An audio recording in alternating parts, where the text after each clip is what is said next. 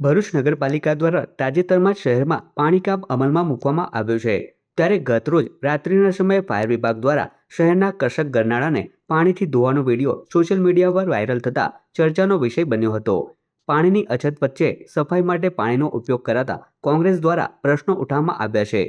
આ મામલે કોંગ્રેસના ચૂંટાયેલા સભ્ય તથા પૂર્વ વિપક્ષ નેતા શમશાદ અલી સૈયદ દ્વારા પાલિકા પ્રમુખ દેવેન્દ્ર વસાવાને રજૂઆત કરવામાં આવી હતી।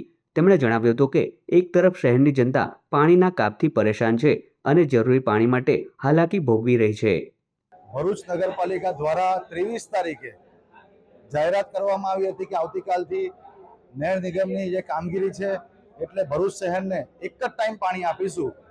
એટલે આ તકલકી નિર્ણય ભરૂચ નગરપાલિકા આજે પ્રજાનું કોઈ પણ જાતનો આજે ઉનાળો છે, આટલો ગરમી છે, આકરી ગરમી ચાલી રહી છે, સામે તહેવાર છે, પણ કશું પણ વિચાર્યા વગર આવો નિર્ણય લે છે એનો અમે સખત શબ્દોમાં વિરોધ કરીએ છીએ। 23 તારીખે પણ અમે તાત્કાલિક આ સાંભળતા જ અમે ચીફ ઓફિસર અને પ્રમુખને ટેલિફોનિક વાત કરી, લેટર પણ વોટ્સઅપ કરીને જાણ કરેલી હતી કે આ નિર્ણય પાછો લેવામાં આવે, કેમ કે ઈદનો તહેવાર છે, તહેવારના સમયે લોકોને પાણીની જરૂરિયાત વધુ હોય છે, એટલે આ નિર્ણય પાછો લઈને તમે ઈદ પછી જે કામગીરી કરવાની એ કરો।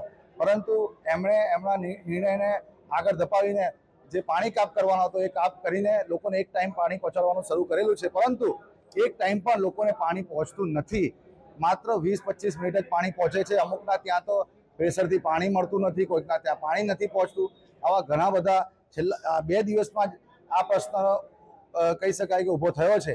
આજે ભરૂચ શહેર સંગઠન અને નગરપાલિકાના સભ્યો દ્વારા ચીફ ઓફિસર ન હતા એટલે પ્રમુખશ્રીને રજૂઆત કરેલી છે અને રજૂઆતમાં કહેવામાં આવેલું છે કે તાત્કાલિક આ નિર્ણયને પાછો ખેંચીને ઈદના સમય દરમિયાન 2 ટાઈમ પાણી આપવામાં આવે અને એમણે અમને બાંયધરી આપેલી છે કે આ માટેની મિટિંગ કરીને અમે તાત્કાલિક નિર્ણય લઈશું।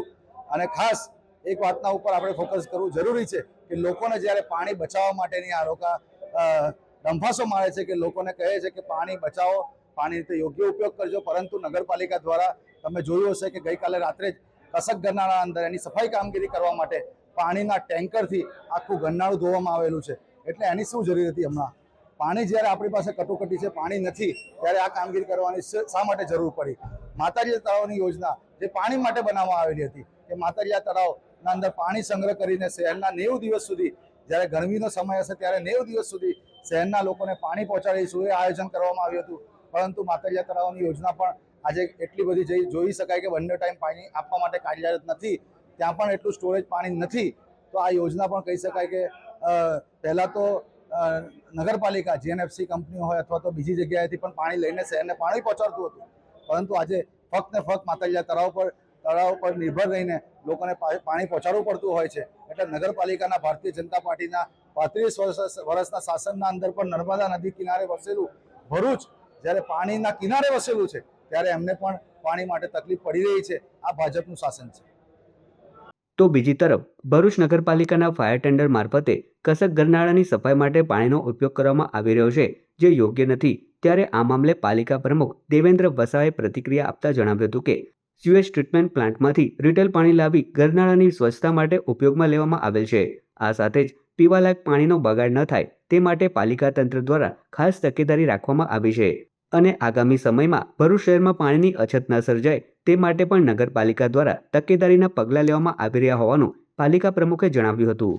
ફાયર ફાઇટર વિભાગ દ્વારા જે સુએજ એસટીપી જે પ્લાન્ટ છે એમાંથી ટ્રીટેડ પાણી, એ પાણીનો ગરનાળાના સ્વચ્છતાના માધ્યમ માટે એ પાણી યુઝ કરવામાં આવ્યું છે અને જે પીવાલાયક પાણી છે એનો બગાડ ના થાય એની અમે સંપૂર્ણ તકેદારી વ્યવસ્થા અને તંત્રએ રાખી છે અને નગરપાલિકા દ્વારા પીવાની પાણીની મુશ્કેલી ના પડે એ માટે પણ આયોજન અમે કરતા રહીશું।